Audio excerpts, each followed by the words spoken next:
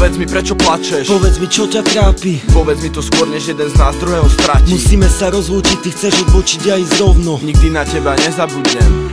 Prečo to je také ťažké, keď sa cesty rozdelia? Zostane len kopa slz, nejaká pekná spomienka. Prečo sa rozchádzajú tí, ktorí sa mali tak radi? Prečo sa rozdelia dvaja, ktorým to najviac vadí? Navzájom sila mať srdcia, na čo je to dobré? Rozdeliť dve postavy, ktoré majú toľko zhodné. Na čo spôsobovať bolesť, keď je úplne zbytočná? Na čo je dobrý koniec, keď sa láske nič nevyrovná? Čo niekto začal ľúbiť, ak je to len veľký podvod? Povedz mi, prečo opak vzťahu môže byť len rozchod? Neplač už, konečne usuším ti mokrú tvár. Skús zabudnúť na to zlé, mysli na to, čo dobre dal. Mysli na veselé chvíle, neľutuj to, čo si spravil. Mohlo to byť naposledy, čo si niečo také zažil. Netrap sa už, preto prídu ešte krajšie chvíle. Viem, že táto bola vyvolená, prídu ďalšie iné. Skús sa trošku schopiť, viem, že to ide ťažko. Pozbieraj sa prosím, nemáš to novou láskou. Hovorí sa to ľahko, ale ťažšie sa to koná. Poutieraj si slzy, všetko začína od znova. Povedz mi, prečo plačeš? Povedz mi, čo ťa trápi? Povedz mi to skôr, než jeden z nás druhého stratí. Musíme sa rozlúčiť, ty chceš odbočiť a ísť rovno. Nikdy na teba nezabudnem.